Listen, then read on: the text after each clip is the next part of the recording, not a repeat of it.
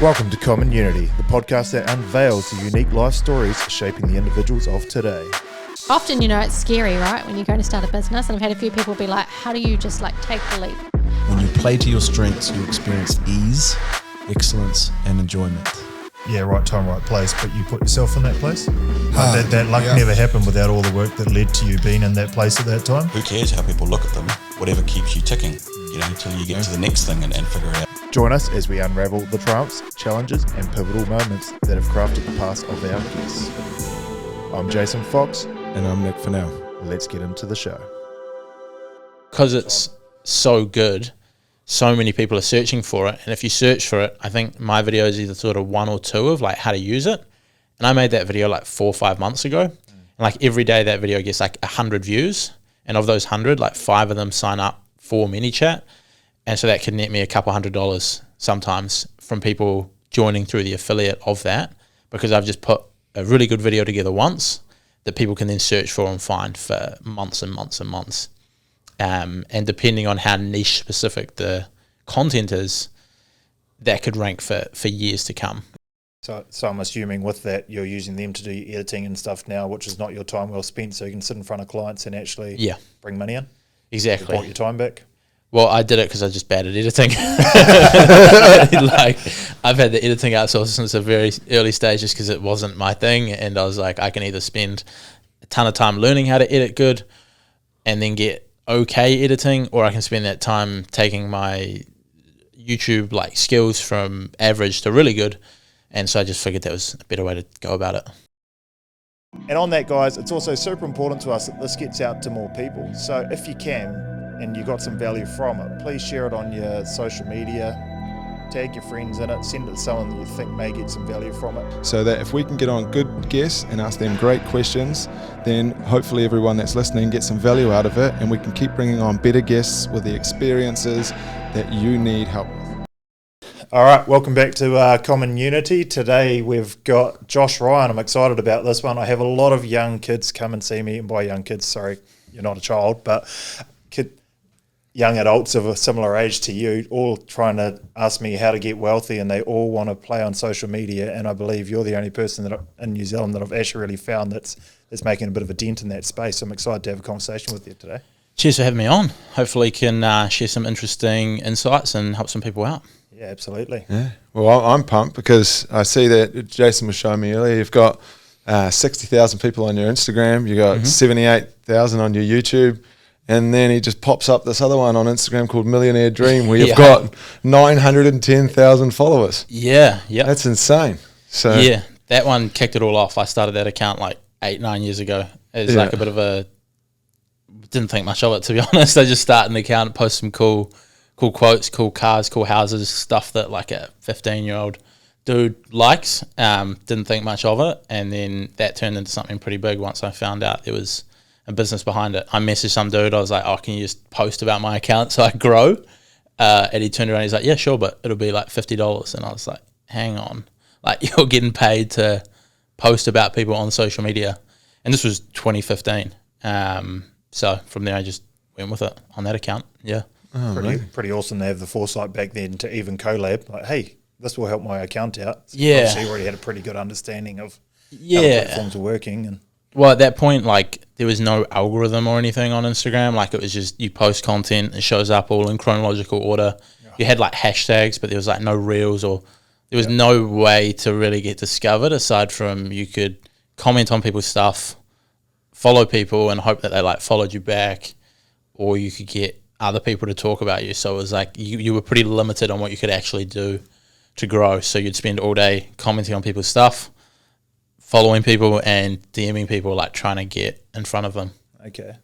So obviously that was a fairly basic version of Instagram because all of us try and struggle to promote ourselves on Instagram these days. How many of those, say, 800,000 or 900,000 followers would have been before the algorithms and stuff started coming into play?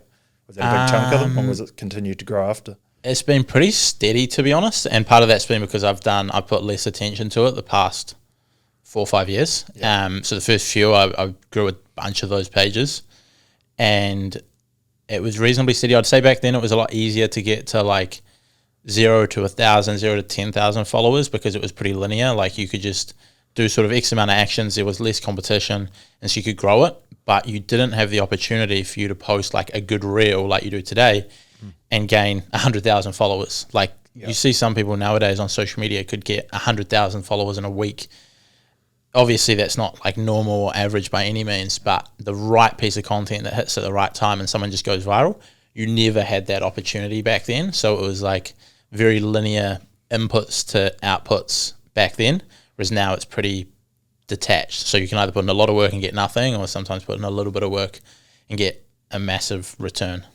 Yeah, well, I had to spend a couple $100,000 and buy a supercar to get 500 followers, so it's pretty expensive. yeah, exactly. So had to work really hard for many years to be able to afford a car to get 500 followers, so I think you're doing it the right way. True.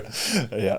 And so how old, so you said you started in 2015. How old were you in 2015? 15. Yeah, So it's pretty 15. easy Nice. to figure out my age. So It's born in the year just by the 2000? year. 99. Like 99. very end of 99. Yeah, wicked. so pretty much perfect on the timings for Wicked. age of the year.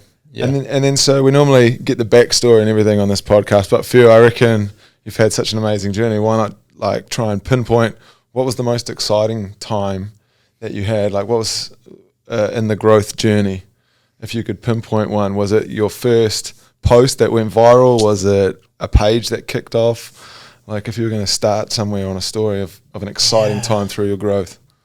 I'd say there's been a few points, like at that point when I found out like there was actually a business from it, and it went from like just posting some content to like, oh, I could actually turn this into something that makes some money and that grows and like a bit of a project on the side. Like that was pretty exciting because you figure out like it's actually something you can do. And how many followers did you have, and like what did that look like? I would have been at like a couple thousand, maybe like 1,000, 1,500. But that was when you messaged the guy and he went, yep, $50. And you went, okay, there's something to this. If I can share other people's content, I can charge them. Yeah, exactly. Because like 2015, no one really knew influencer marketing or any of that. Like I feel like that's only become popular probably the past few years. Yeah. 2015, didn't have a clue. So that was probably a big moment. Getting your first like dollar online, I feel like is always a big one as well, or dollar in anything. I couldn't tell you exactly when it was, but it was just a watch brand paid $20 for a post, and they're like, "Yeah, we'll give you $20 to post this on Instagram." And I was like, "What the heck?" Yeah, so cool. Like I knew it was possible because I'd seen that guy charging me, or like trying to. I didn't pay for it because I didn't have the money, but $20 a minute's not a bad pay, eh? It only takes you about a minute to put a post up. Yeah, exactly. So it's a good little side hustle for sure. Yeah. I don't know, and then there's been plenty of exciting moments. I feel like at every new milestone since then, like finishing high school and being able to have a crack at going full time online was probably also a pretty big one. Yeah, and being able to make that happen. Yeah. So your story is exactly what I want for my 14-year-old. So he's already he's done the Gibbet store. So we imported them, and he made probably $500 or $600 in the Gibbets. But he's 14 now, and I'm trying to push him. He's lost interest a little bit, but I was like, mate, if you never have to have a job, you'll never understand like getting caught in the $1,000 a week is what I earn and the $1,000 a week is what I spend. I feel like when you leave school and you're already self-employed, you understand cash flow highs and lows. You're a little bit smarter with money from the get-go, and the world's your oyster. Has that sort of been what you've found along the way? Yeah, I mean, at times there's probably been the occasional time where I've wished I did a little bit of that just to understand even how things operate, like not so much on the income side of it, but even just being inside of a business to see like how businesses typically operate, because I've probably got times where like not having any of that experience is good in some ways because you can come up with these creative things that no one's ever thought of. Like some of the ideas I've talked to my accountant about, like if I do this or that, and they're like, that's real left field, but like that would work really well. Sure. But then there's other times we just got no clue on like how something typically operates, which I guess is where it's good to have, I guess, good mentors or good people around you that can help you with that. You're not alone. Everyone who starts a business because they're good at whatever it is they may be doing. So you're the social media, a builder's a good technician in building. You can build a house really well, but they don't know about marketing, they don't know about accounting, they don't know about HR, they don't. Owning a business is all those facets. Yeah, and you either struggle away for many years, or you bring someone in that knows it, just like someone will bring you in to boost their social media, right? Yeah, exactly. And I find sometimes as like working with clients, you get a little bit of that anyway. Like you get to see a little bit inside their business, which is, I guess, one of the benefits of being like an agency, sort of contracting work. You can see how they operate and how they do things as well, which can help. But yeah. That's awesome. So if you started with your first $20 from a watch company, how'd you snowball from that to where you are today? Like what were the next steps after the $20 from the watch company? I pretty much just kept doing it. So I'd just keep posting more content. Like I was posting 5 times a day on social media at that point. And these are houses and cars, and this is for Just a millionaire dream? Yeah, for that account there, and had other accounts. So I started building like travel pages or like just different in that niche, travel, cars, motivational quotes, like different accounts like that. Because you could build up multiple, because it was really hard to have one account that would go viral and build a big audience, but it was faster to grow like 3 at once at that time. Nowadays, I'd say it's faster to grow 1.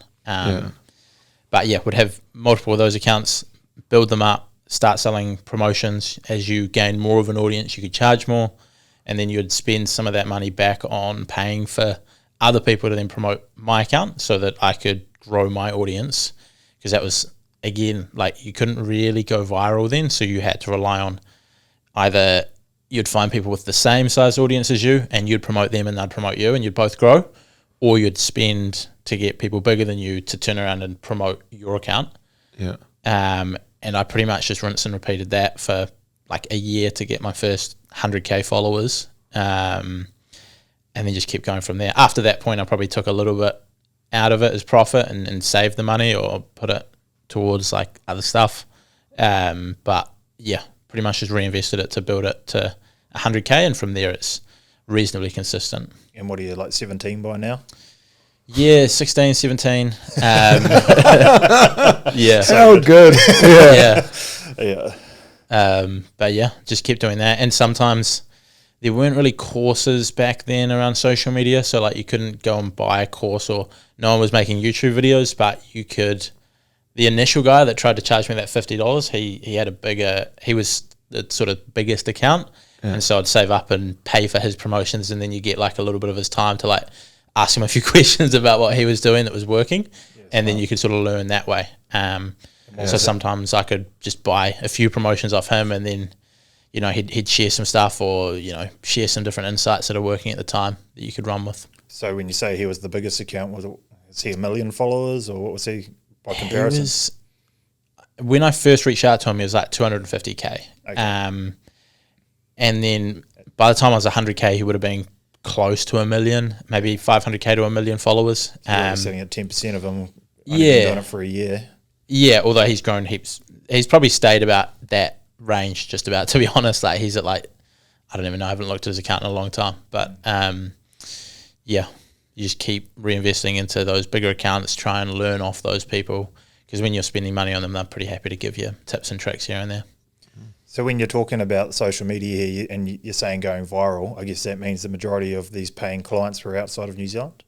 Yeah, pretty much all my work has been outside of New Zealand in general until last year when I moved up to Auckland, and sort of you meet people at events or meet people in person, and it's just naturally turned into a few clients here. Yeah, okay. Nice. And then, are you an only child, or have you got siblings, or where did this entrepreneurial spirit come from? Because tackling that at a young age, normally you're just thinking about going to the train bridge and doing some bombs and just like, you know, that's all you're really thinking about at 17, whereas you're like, no, I'm reinvesting in my business, I'm going to grow these platforms. Like, where did the drive come from? I guess I've always been pretty like driven on anything that I'm doing, like played a lot of sports growing up. I do have a younger brother, so got one sibling. And I think it just came from mum and dad always just encouraged me to go after it. Like if I wanted something, you know, make a way to, you know, figure it out, make it happen.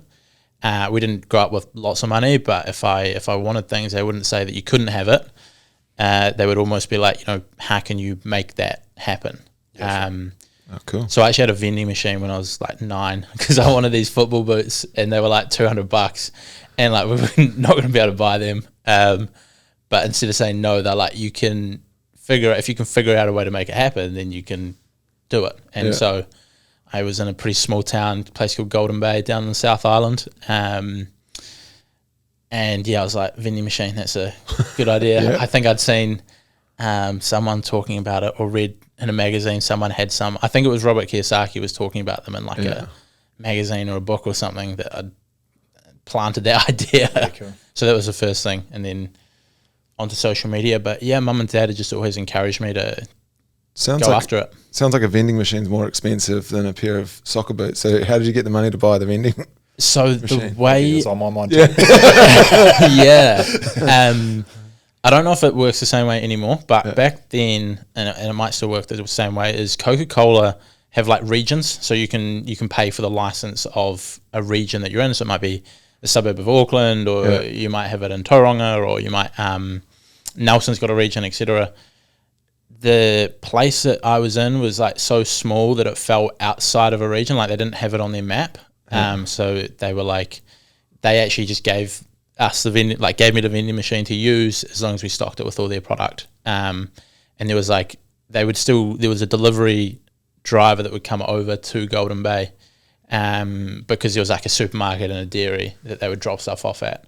And so like I just rang them literally like 100 times over the summer, and then eventually they got back and said like, it's not really like on their map, so that you can have it.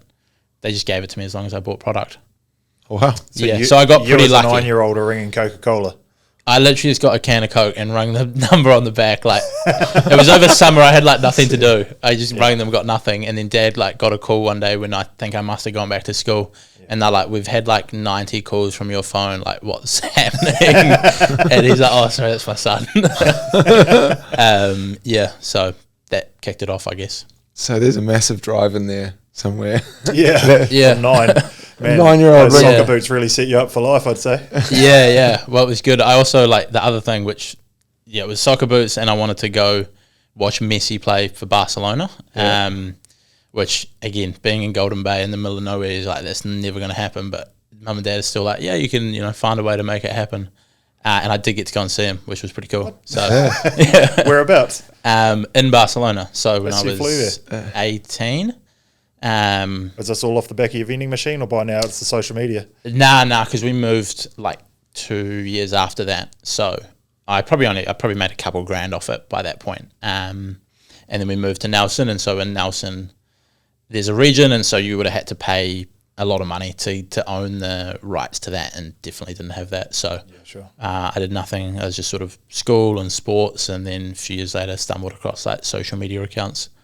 So social media is what then paid for that, because finished high school, went for it, and by the end of that year, I snuck over there for a couple of months. That's crazy. That's so cool. So at what point did you go from millionaire dream, is it? Yeah, millionaire dream to your other socials, and breaking away from, I suppose, the affiliate type income stream to finding other income streams with social media? Yeah, so it would have been... I did lots of little things, I guess, whilst I was in high school, like from that. So like I tried drop shipping, I tried selling like the promotions, affiliate marketing, I tried sort of all of that stuff, but I jumped between them every few months. I probably never gave any of them enough time to actually see results. And so I was always stuck at making a little bit of money, but nothing like substantial. And found your get quick rich. Yeah, exactly. Like I just jumped around like that shiny object syndrome. When I finished high school, I was sort of like, I've given myself a year to make it, and worst case scenario, just go to university after that. And so that was probably the point where I focused in on working with clients, and I was like, I sort of have to do it now. Like, I'm not just mucking around in school, like I've actually got to do it or figure something else out. And so that was the point where things started doing better, was I started working with clients, and from that point I found that I could like charge a lot more. So instead of working with people that pay like $50 for a promotion or promote smaller products, you'd be able to work with a business that might pay you $1,000, $2,000, and then you stack up 3 or 4 of them, and all of a sudden you're making a good income. And so I found when I focused on that pretty quickly, started to see results because I had that 3 years of experience. Yeah. And so what kind of businesses were your first clients? So it was usually the types that would pay for promotions anyway. So it was like a lot of people who like, there were at that time watch brands were just really big on movement and all of those types of companies. Daniel Wellington, they were the 2 big ones at the time. And Fossil, the other one. Yeah. So I did promotions for both of those two, and then smaller ones you'd jump in and they might pay you $1,000 to run their account, and you might throw in a couple promotions on my page. So that would be like the sort of reason that people would work with me over someone else who's just posting content. Sure. So it was companies like them, and then a lot of sort of like educational, like business coaches, marketing coaches, those sort of people, because they naturally wanted promotions anyway on an account like mine that had a big audience of sort of motivated entrepreneurial people. And so you could charge them a couple $1,000, work with them, like post their content because they wouldn't know what they're doing content wise, gives them some tips, and then promote it through my account as well, which was sort of a big draw card of it. You go from just selling the promotion to then selling the promotion, but also showing them like what to do, what to post, all of that. Yeah. Oh, nice. And so do you still do that same thing now, just on a bigger scale, or? Yeah, I stopped running that account myself sort of a few years ago. Like I had someone else come in and run it because after sort of 4 or 5 years of posting on that account, I just didn't enjoy it the same way. Yep. So I started a YouTube channel where I was essentially teaching what worked on social media, and then have pretty much been doing the same client work since. So consulting clients, working with clients for managing their socials, and just running that since, and creating the content on YouTube. Nice. So the YouTube thing, is it obviously we all know about AdSense and stuff. Is there more money to be made in YouTube versus Instagram, do you feel? Yeah, I think so. Yeah. That's the real scope for growth for you moving forward, and because you're doing great content on YouTube, it's very helpful. Yeah, I mean, YouTube's amazing on a few ways. Like, A, you've got the AdSense, but B, just the length of time that people watch your content compared to Instagram. Like, you'll see it with the podcast as well. Podcasts and YouTube is where you'd want to get people towards. Because if someone watches a reel of you for 20 seconds, like, they can get so much out of it. But if they watch you for an hour. an hour, or with YouTube and with podcasts, people might watch you for multiple hours because they might find one video and then click on the next one and then the next one and the next one, and then they come back 2 days later and then another one gets recommended, and all of a sudden they've watched like 2-3 hours of your content, and then they want to buy something. And so like the level of trust there, whether you're pushing your own stuff, affiliate stuff, is just so much higher. And so you can do a lot better off it. And yeah, same with the podcast. People can listen to like 3 hours in a row of podcast content if they want to, if they're just tidying up the house or on a long drive or whatever. Like, yeah. Yeah, we definitely haven't really had the conversation about trying to monetize a podcast. And I know you've been on Luke Keeping the Change, and he's dabbled a little bit with putting some ads on, then he took them back off. But what I do know is I've definitely had clients ring me and say, "Oh, I've been listening to your podcast for the last 6 months. I'm looking at starting a business. Can you help me with finance?" And they see you as a leader in that industry because they've followed you and they believe this person speaks common sense or has some some value to them. So it puts you ahead. Yeah, and that'll make you so much more than, like, it's good to add in sponsors and stuff like that, of course. But if you've got, I don't know what numbers you've got, but if you've got 100 people that are going to watch a YouTube video, you could try and have a sponsor's not going to pay much to reach 100 people. But if 2 of those people then want to work with you, if you're a fitness coach that's posting a 20-minute workout video, 100 people watch it, maybe 2 of them want personal training, and then they might be paying you a couple $100 a month. And so now you've all of a sudden like got $400 a month of income coming in off 100 views on a video. Yes. No sponsor's going to pay $400. A sponsor might pay $1 for 100 views. Like, it's sponsors are good when you've got a massive audience, but up until that point, you're better off to have like services that you can offer people. So like, it's so much more profitable that way. And there's probably no point doing the content unless there's a call to action. Do you feel? Depends. Like, if you're doing the content to grow a business or something like that, then for sure. Although equally, you can just demonstrate being great at something, and naturally people are going to reach out. You'll get more if you make call to actions, of course. But yeah, although if people are creating content just for fun, then you don't have to worry about monetizing it, obviously. Yeah, absolutely. Because I was listening to your podcast on Keeping the Change as I was driving back from the lake. Oh, yeah. Before, and it sounds like you've kind of gone down that Hormozy style where you just keep giving value until they approach you. Yeah, pretty much. Yeah. Like, I've dabbled in like selling courses and stuff like that, but I never quite found the way I could do it without it coming across like real like scammy sounding, because that whole like industry around the social media, make money online, just feels, a lot of the courses feel a bit scammy, to be honest, and it's hard to differentiate that whilst also marketing it well, because you either just make it really boring, like the call to action, but then it's not going to convert well, or it has to be like real played up, and I just didn't want to go down that path.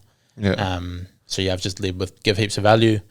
A few people will reach out. And so you massive on looking into your analytics and like trying to scientifically approach what you're going to post and what kind of value you're going to deliver, or are you just spraying everywhere and just seeing what sticks?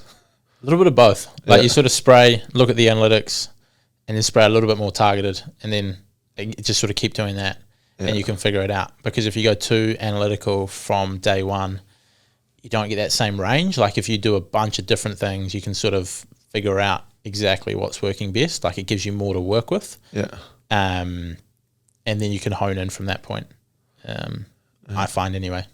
And so if you're sitting there and you want to start making like posts and you don't know what value to deliver to your clients, where would you say to start looking to find out what you should deliver to? If you're if you run a business working with clients, I would just start off with whatever these clients already ask you a lot. So depending on what type of business you're in, you're going to get the same questions come up all the time, like in meetings or in sales calls, working with people, like you're going to get similar questions come up all the time.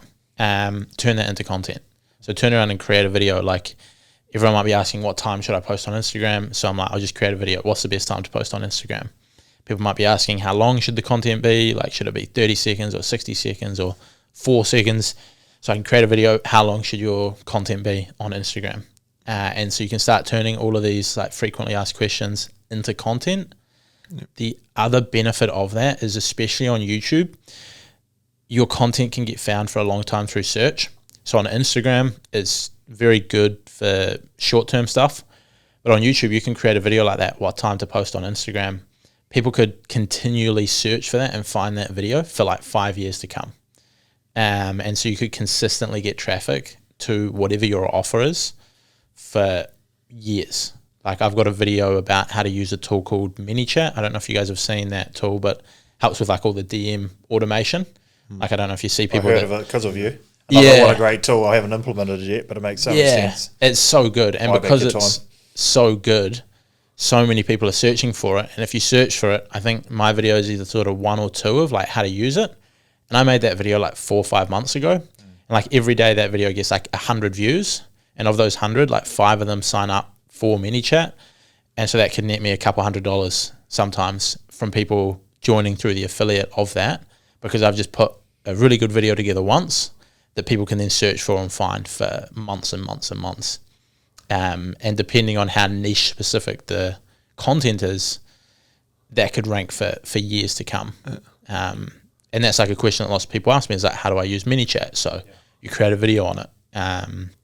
That's just a really simple approach that people can do. It's very upsetting to hear, because it means that I need to start doing shorts on YouTube, doesn't it? Yeah, I mean, you can do like long it makes form. a lot of sense. But you can do long form on YouTube, because then you get that added trust of it being a longer form piece of content. But I don't do lots of shorts on YouTube really. But it feels like pretty much if you're doing a 1.5-minute type reel, that it should almost be a short on there anyway for the search.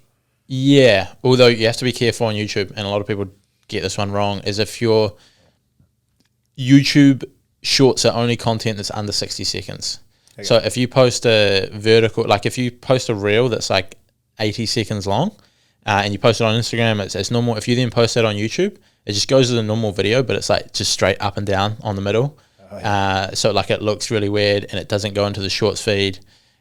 And so it's like, it's not a short, but it's a bad normal video. So it's like kind of a waste. Lots of people don't pick up on that. And you see a lot of accounts posting that on accident, not realizing. So like for people listening, make sure it's under 60 seconds if you want it to be a short. Crazy. Every platform's different. So that makes it a little bit harder, because TikTok you can almost run as long as you want, can't you? Reels are 1:15 or 1:30, is it? 1:30. Some people got access to do longer. Instagram are pretty all over the place with who they let do stuff. But hopefully, I imagine they'll start rolling out longer stuff because all of the platforms seem to be trying to get long form content working. Eyes on their platform. Exactly. Like that's why TikTok's trying to get people like posting 5-minute videos so that people stay there longer and don't go to YouTube, because YouTube doesn't have any competition pretty much. So why have you not gone down the TikTok thing? Just too much on, or it's harder to monetize, or? Yeah, too much on, and you'd usually use TikTok to push people to a podcast or YouTube, I find. TikTok followers themselves are not that valuable. They're all 16. Pardon? Is it because they're all 16? I feel like that's just full of children, Yeah, partially, but also just the fact that if you open up TikTok, you don't see a feed of people you follow, you see a feed of suggested content. And so if you build a massive following, you can build a following overnight on TikTok, because all of the content that people see is suggested content, but it's not, you can't really retain them the same way. Yeah. Whereas on Instagram, you can build a following and then you've got stories which show up, and you've got people go on there and they see their like home feed as people that they follow. And so straight away, people see content from people they follow. So you can sort of retain people a lot better. And then if people want to go to like the explore feed, they can find new stuff, or the Reels tab, they can find new stuff. But on TikTok, it's all suggested. It's not from people you follow. It's just a dope song, then everyone's like, oh yeah, this one's trending. And straight. You're right, because we've been posting a bit of our coaching related content onto there. Yeah. And it's only been probably over the last month or so, every video's had about 600 plays, and I think we've got 3 followers. Yeah. Like it's getting reasonable plays for a new channel, but no one's actually following it. Exactly. And so like the way it works is you could have 0 followers and you could get 1 million views on a video and go crazy, and you could get 10 in a row, hit 1 million views and get to 1 million followers, and then your next video could be just not that interesting and it gets 1,000 views. Even though you've got 1 million followers, it just gets no views because it only gets pushed if it's viral content. And so it's like, it's good to get an audience to then push people to Instagram where they see your stories every day, see your feed posts every day, or push them to YouTube, but it's just not as valuable on its own. Fair. So what's the structure of your companies then? So obviously you've got a few different things. You've got income coming in from AdSense and affiliate and stuff. Is it just you sitting in Auckland? Have you got a team up there? I got Entrepreneur, isn't it? Pardon? Yeah. Is your business. Yeah, so I've got 2 people full time that are just remote, so no one in New Zealand. Sure. And then just going to slowly grow that as we've got more work for them. So how'd you find them? All of my hiring has just been through referrals or through my audience. So because I've built a big audience around Instagram growth and how to grow on Instagram, a lot of the people that are then in that industry will follow it and will consume the content. And so I could post on Instagram like, I'm looking for this person who does graphic design or growth or manages accounts, and there's chances there are going to be a bunch of people that are good follow me, that'll reach out, and then just been through referrals from there. So I'm assuming with that you're using them to do your editing and stuff now, which is not your time well spent, so you can sit in front of clients and actually bring money in. Exactly. You bought your time back. Well, I did it because I was just bad at editing. Like, I've had the editing outsourced since the very early stages because it wasn't my thing, and I was like, I can either spend a ton of time learning how to edit good and then get okay editing, or I can spend that time taking my YouTube like skills from average to really good. And so I just figured that was a better way to go about it. So again, amazing that someone so young was like, you know what, I'm not good at that, I'll outsource it, because many business owners still struggle with, I don't want to pay that person $20,000 a year because I can do it myself and that's coming out of my own pocket. But then they get stuck only earning the 80 or 100,000 because they don't have enough time to focus on what's actually bringing the money in. Yeah, and I'm still learning all that stuff, but there's been a couple of things I guess I've done well, but the rest of it is tricky. Yeah. Fucking roll. Yeah. And so with because I know Instagram, like once you start growing like that and you're posting every day, I've seen Logan Donnelly made a video the other day about how many YouTubers have been quitting lately, just because they're just struggling to keep up with the schedule, and the algorithm only rewards you if you stay on your schedule. Yeah. How do you keep it fun, and how do you push through those like harder times where you're having to continuously keep it up? I think with YouTube, the way that it's worked well for me is I've always sort of like batch recorded content. Yeah. So, and I only post once a week on YouTube. And so like I might record 4 videos at once, and then if I'm feeling uninspired for 3 weeks and don't want to record anything, I don't have to, because you've got content for that. And then hopefully at some point you start feeling like excited about something or something new happens. Like I don't really like, there's been times where I've sort of had to force out creating content, which you can probably tell watching it, where you can see they're a little bit less inspired. But I mean, there's always something interesting coming up in the world of marketing and social media that you can then talk about and is new and exciting. I also feel like my content's relatively easy to make. Like you're sort of just sitting down talking about, teaching something that's working. Like every day we're working with clients and getting results. So you've always got something interesting to talk about. It's not like a vlog channel where like someone's like filming their life and they got to do some crazy stuff every single day to keep it interesting. It's a lot lower effort if you're just normal work day to day, get results for your clients, talk about it on YouTube. Nice. Which helps. But yeah, also the batch recording is good because you can record 4 or 5 videos and then not have to do anything for a month, or not have to think about it. And you're not taking those YouTube videos and cutting shorts out of that for your social media, or is your social media more targeted and thought out? Have done that at times, but it just wasn't. Some videos worked well, some videos didn't. It sort of depends on the content. So I found like videos where you might do like 10 tips for something worked really well, because you could have like 10 tips for growing on social media, and then you smash through them, and that might be a 10-minute video, and then you cut it up into like 10 short form pieces of content. But recently I've just been posting long form content and leaving it as it is, and not repurposing it. There's definitely potential to repurpose it and get more reach, but the bottleneck for me is probably not reach at the moment, but building a system to like build the team that can then fulfill the clients that come from it instead of getting overwhelmed with it. So once I've got that sorted, I'll probably repurpose everything and hammer it out there, but at the moment it's more the other side I've got to figure out and learn. You need someone sitting there doing it, right? Yeah, exactly. So small team is good, but then you're just trying to learn how to handle it all and grow it. So it sounds like we can tell that you're definitely really driven. So do you write your goals down and plan out stuff in the future, or are you taking things as they come? Or I try and write down my goals sort of each year and then break it down into months and then weeks and then days. So start of each year, I'll write down a few key things that I want to work on, and then each start of each month I'll sort of look at that, think about it, last month what happened, write down what the goals is, and then same for the week and then same for the day, pretty much. And are you doing that on your own or with a coach, or are you pretty much on my own? Nice. I've never really had coaches for goal setting, I guess. Like I've had coaches for specific skills, but probably would have helped to have someone on those stuff. I just haven't had it. I've always been weird with my goals. I've always sort of kept them just to myself and not liked telling mates or family or friends or anything. Like I've always sort of kept it to myself. So I don't know if I'd open up with a coach.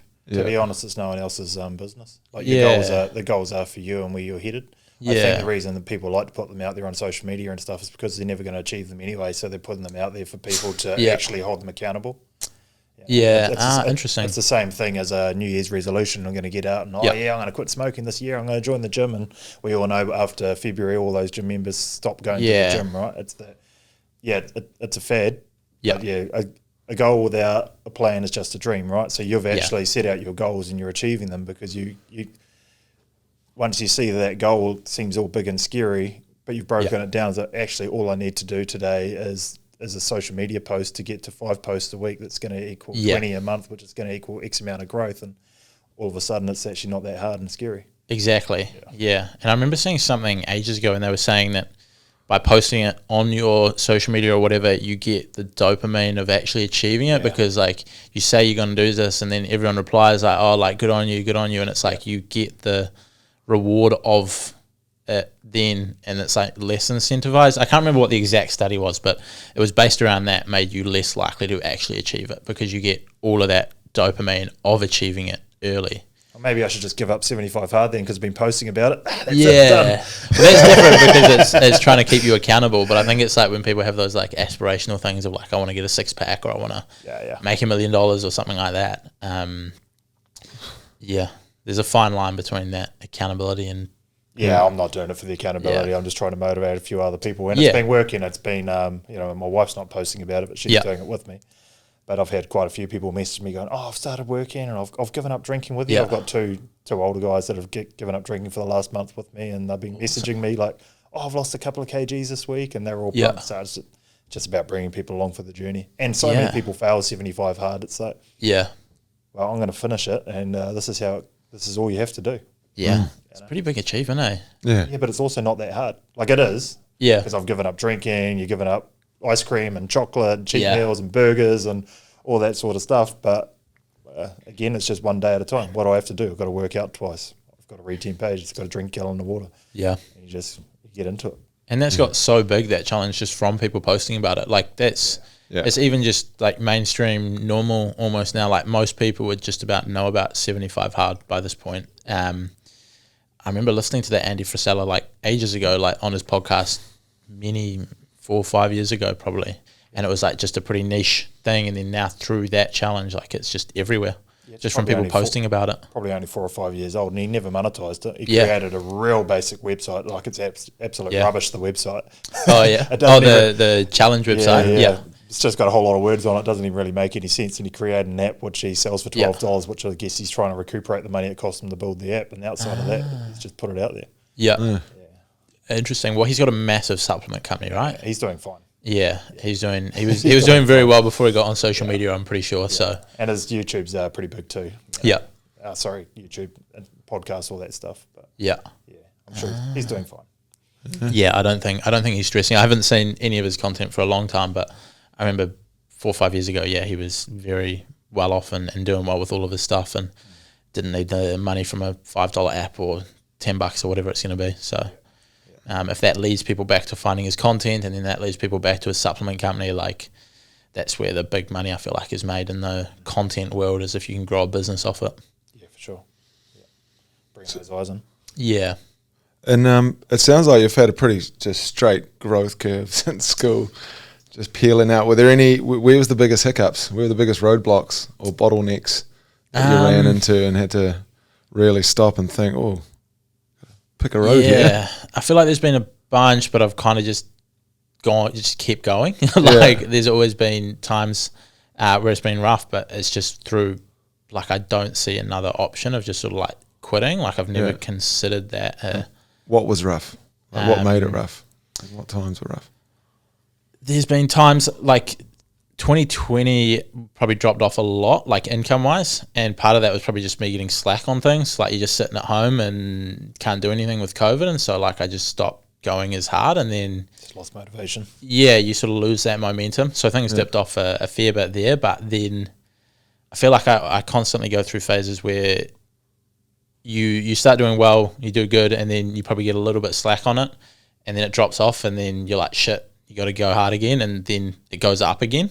Yeah. So that's probably how it's always been for me, as it goes well, and then you drop off a little bit, and then when things drop off, it gives you that like kick in the ass to like double down and get real dialed in on it. And that's been probably where the biggest growth has then come after it. But aside from that, I don't think I've had massive struggles with it, because I've always saved a lot of the income. So any times where there's been times where it's been dropped off, there's always been that base there to support it. Like I haven't gone out and spent crazy, and then you have a couple bad months and all of a sudden it's all gone. Got to go get a day job. Yeah, exactly. So that's probably kept me safe on a lot of that. So have you be created? honest. Did you create from a young age like a war chest to say 3 months income, which everyone talks about? You sort of put that aside so that if things dried up, you can keep going. Probably more, to be honest, because I guess I just probably saved too much early days, which probably limited growth at some points. Just probably coming up from that mindset of not having much when you're younger. Some people make money and then spend it like crazy, and then other people probably make money and like holding on to it. So that's how I would have been starting out, and now I'm getting better at reinvesting it. I would say the first 6 months, because like there wasn't much money coming in, it was like a couple $100. It was very easy to then reinvest it. And then you start making a bit more, and you're like, I was just saving it away. And then now I'm trying to get better at putting it back into the business to grow it and build a proper team. Even if you hire someone and it's not profitable straight away, like just learning that side of things. So when you're saying reinvest it, are you investing in paid advertising in any way, or is it just reinvesting it back into setting out the office and stuff so you can have someone come and sit in there? And Yeah, it's probably team members and learning stuff is probably the two key ones for me. So I don't really have a lack of reach at the like the reach is not the bottleneck for me at the moment. Like YouTube does pretty well as far as reaching new people and getting warm leads in. So the paid ads I don't really need to worry about too much yet. Although we'll run paid ads for clients and test stuff there, which is good, but it's mainly going to be hiring people that might not have a direct association with making income, but it makes the service better. So I've brought on someone recently that's working with client communications, so they'll be handling all of that instead of, because in the past it was always the client would talk to me, I'd talk to any contractors, have it set up that way, and now I've brought in someone else that's helping with that to remove me from the day-to-day. So they might not necessarily bring more revenue, but buying your time back. Yeah, exactly. So that's probably been a key one, and then just learning things, paying for courses, paying for consulting to learn different skills has probably been the other big one for me. Oh, that's exciting. And so who are you what sort of people are you paying to learn what sort of skills? Usually it's just very skill specific. So the recent one was paying a guy for just ads. I knew he had a pretty good Facebook ad system that he was running for growing social media accounts that had a small audience, because that's always the tricky part, is the first 1,000, 2,000 followers. Yep. And so he seemed to be pretty dialed in on how to do that with ads. And so I just said what will it cost to get on the phone for an hour and run through it, and I paid him $800 or something, and got on the phone, ran me through all of his stuff, and then we've implemented that for some people, and it's been pretty good. So that kind of thing. Have paid for other people in the past where it might be a 2-3K for a program. One guy just had teaching people how to do consulting, essentially. So I guess similar to Sam Ovens and those guys, but he was just a cheaper, lower end version. I wasn't going to pay however much he charges at that time. Just helping you monetize your skill. Yeah, exactly. Just learning that. I've paid for courses on YouTube or Instagram all the time. I try and buy a lot of the Instagram courses, even though I'm already in that space, just to see what other people are talking about. And sometimes you might spend $500 on a course, go through all of it, and there might be just one little thing that comes out of it that then helps you improve your stuff 1%, 2%, and that's worth it to me.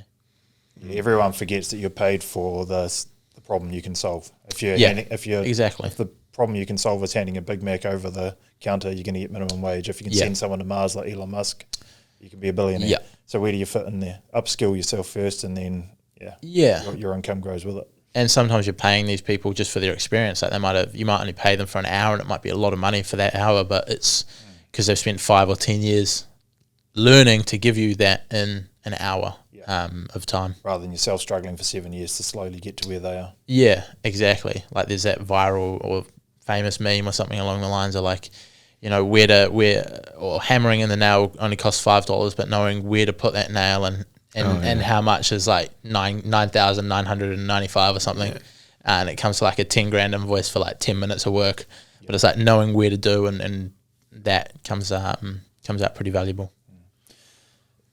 So I know, because I'm one of your highest paid clients, paying you $5 a week now for your little AI tool. Oh yeah. So where are you going with the whole AI thing? Has that become a big part of your business? Trying to look at how we can implement it and just make things work better at the moment. Yeah. So I would say by no means an expert, but that app with a partner that sort of approached me and wanted to build something around writing scripts just to make it easier for people. So looking at building that out now. It hasn't got a crazy amount of attention the past couple of weeks, but going to try and grow that and see what we can do. Yeah, I see you've already changed it from version 1. You've got a few more boxes you can tick for different scripts that roll out of it and stuff. What's the name of it again?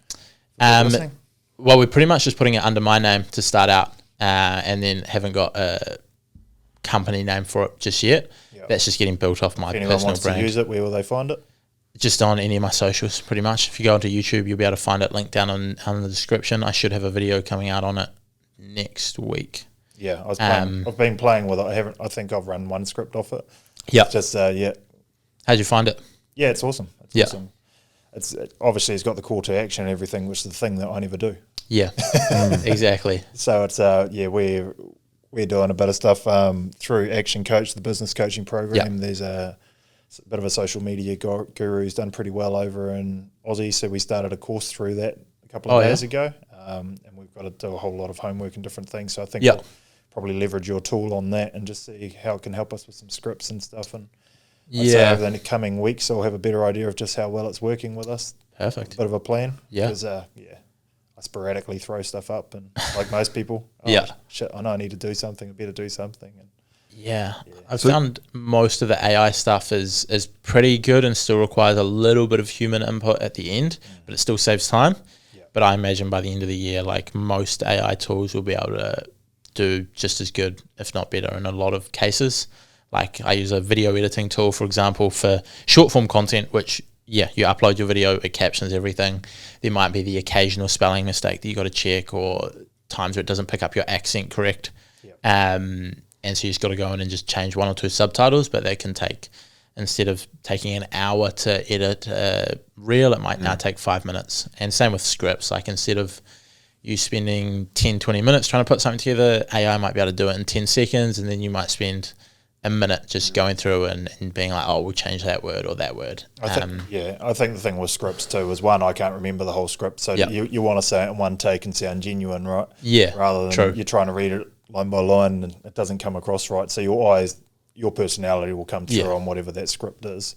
Exactly. Otherwise, they're like, oh, he doesn't seem like he's being genuine here. He's really changed over the last couple of weeks. He's like a robot. Yeah, You got to have some personality in there for it to work, because with AI in general, like anyone can go into AI and use it, and so it's a good tool to have, but you still have to have a bit of your own style to it, because otherwise 100 people are going to go through with the same script and say the same thing. You have to add your twist to it, like just who you are as a person, your story, your upbringing, which is why we've got on there like asking, like what you do, what your achievements are, put this stuff in to make you different from everyone else. Like in the same script. And so I haven't used this tool. I'm just going through. So it's you answer a bunch of questions about yourself and what you're into. Yeah. And then it's writing scripts that you can then record and use as content to deliver value to an audience. Yeah. Okay. Pretty much, yeah. Cool.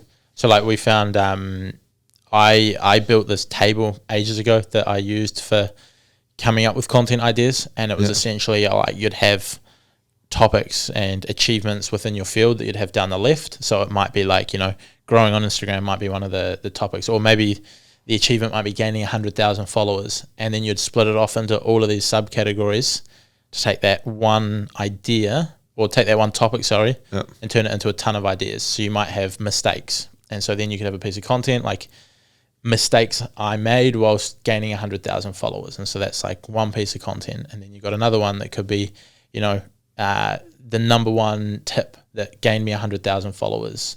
Or you might have all of these different ways where you could spin the same piece of content into something new, where all of a sudden it's like a new valuable piece of content. So now we've pretty much just built that into a tool where you can put in, how to get a six-pack, and then you have people how to get a six-pack, mistakes to avoid when trying to get a six-pack, and all of these different ways you can spin the same piece of content. So you got a ton of valuable stuff out of minimal input. Nice. I'm going to get on there and use it then. Yeah. Come on. It's a cool tool. I can show you it. Look at this. Do you feel that AI video edits and stuff are going to start taking over social media? Like, I know the deep fakes, like, they look pretty genuine. Do you feel like people are going to stop recording videos themselves and start churning full AI content? And the platforms are going to like that? I'm not sure. I don't know. I literally got sent a link like 2 days ago from a mate, and of the new announcement from OpenAI, which was Sora or something. I don't know if you guys have seen it, but you just put in a prompt and it gives you like a video footage. So like one of the prompts was like a white Jeep like driving through like off-road in nature, and it created this like video of that. And like it was pretty crazy. Like there was also one where it was like showing California during the gold rush. And it was like video footage, and like it was pretty good stuff, and that's like only their first version of it, which is fantastic for B-roll right now. Yeah, from exactly. a B-roll perspective, but There's one that I use on ChatGPT. I can't remember the name of it, where you can type in just on ChatGPT, and then it goes off to another app, and it will produce. You can say, I want a 20-second long video of waves crashing in that feeds into, and then you can even ask it. It'll do scripts, the voiceover, and captions all on, and the B-roll all in one go off one prompt in ChatGPT. It's pretty crazy, eh? Yeah. So I know, Simon Beard from Culture Kings and stuff, Aussie. Oh, yeah. He churns out some pretty good content at the moment. He's like one of the biggest jobs which he's hiring for at the moment isn't even a job title yet. Yeah. It's going to be basically an AI content creator. Yeah. Which is just going to sit there and create almost reels for that sort of stuff. But I feel like we follow the people. We're not following the task. It's the personality that we follow. Yeah. So it still comes back to the person. So if it was not the person in the video's face and sense of humor and all that sort of stuff. Yeah. Like I hate all these AI sounding clips and voiceovers that TikTok always has. So I'm like, I just swipe out, get out of it. Like I can't do it personally, but obviously there's a lot of people that do like it. I don't know. I'm just old. I am old. I got an email. I got an email 2 days ago from that. I can't remember the name of the video maker. This is the same one, and it sent me an email because I had to put my email in to then get to be able to download the video that I made. And it emailed me saying, "Hey, do a 10-minute voice training, and we'll be able to use your voice for all the voiceovers." And so I could do in less than 10 minutes. I could talk to it, and it would learn my voice, and then I could just select me as the person doing the voiceovers in the video for the prompts, and so it would use my voice. I still feel like it would have that little bit of a robot tone. I'm sure my name is Nick Funnel. It's Funnel. Is that was that in video maybe? Yeah, in video. Yes, that's the one. Yeah. I saw that as well, but I'm meaning to get around to that, so I'm gonna give it a play around with next week and see what we can do. But I think you're right as far as like people follow people, and so some of it will replace things, and probably a lot of the lower end stuff will get replaced, but there's still always going to be room for people because people follow people they can relate to or that inspire them or so on. And I don't know, I think it'll be tricky for AI to replace that, but it might work who for knows? a product video or something.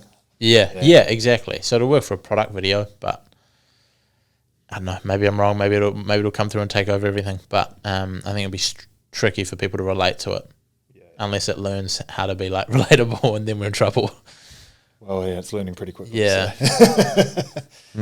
Oh, so where to from here then? Like, you've obviously built up quite a career. You're starting to employ a few people. You're just going to keep the foot down and keep going in the same direction?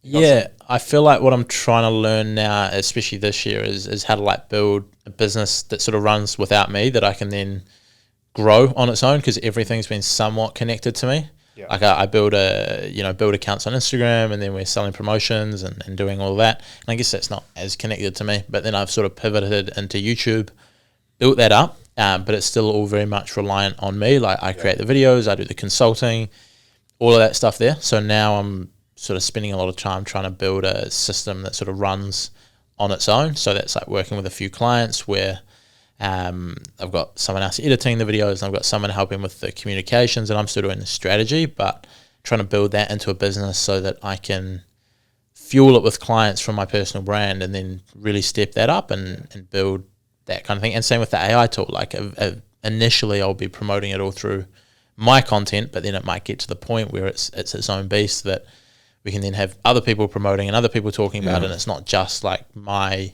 thing. So that's pretty much what I'm trying to do this year, and build that side of things up. That's exciting. Well, So what type of people are you looking for? Have you got anyone on, like, is there a specific person that you're looking for at the moment? Are you looking for a business partner, or are you looking for content creators, or who are you looking for?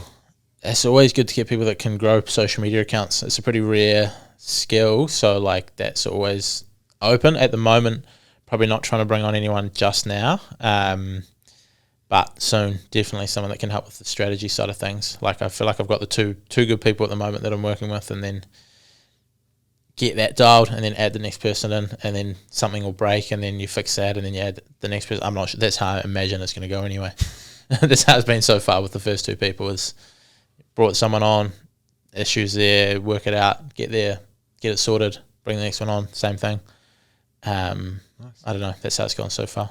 So of the clients that you are actually dealing with, Are they still mostly offshore, or you got quite a few New Zealand clients now that based in Auckland, so you got a fifth of the population around you? Surely there's a lot of people up there that need your services. Yeah, definitely. So have definitely picked up more recently. It's still mostly offshore because like 99% of my, I think like only 1% of my YouTube audience is in New Zealand. Most of it's in the US, like I think about 25% is US, maybe about 12% India, and then the rest of it is just spread across Europe and the rest of the world.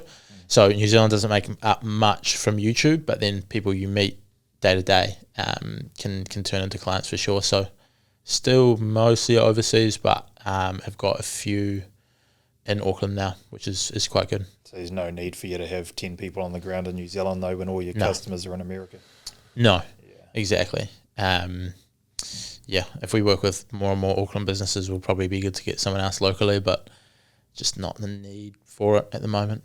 And you don't see yourself moving to America or something? Like if your business really runs from there, you're happy in New Zealand and it's working here? Or yeah, I like New Zealand. I don't like America that much. Maybe I would go there for a short period of time for business, but I don't know, it just didn't do much. I've been there a few times for work. I went each year for conferences prior to COVID, but I don't know, just maybe I was in the wrong spots, but it didn't appeal to me that much. But yeah, who knows? Who knows where it goes? When you've grown up in Golden Bay, that's a huge country to move into, right? There's a lot going on there. Exactly, and I don't know, I just like being close to nature and all of that. Like I've always enjoyed that, so you don't get as much of that in Auckland. But yeah, I just prefer to be close to the beach, and I guess you get that in America, but it's not as nice over there, I find. I love it how it's your first time coming to Tauranga or the mountain. The first thing you do is come and sit in the podcast studio with us. Yeah, I'll be down the beach later, trust me. I just love nature. Coming to the darkest room in Tauranga. I got to get the work done so you can spend time in nature. Yeah, that's right. There you go. Okay, well, I think we've pretty much summed up your story. Yeah. Is there anything else you want to share or get off your chest while you're here? That's most of the story. Yeah. I feel like, still just tracking along. I don't know. Don't think there's much else to share on that side of things. So if people want to find you, just at Josh Ryan? Yeah, just at Josh Ryan, pretty much everywhere.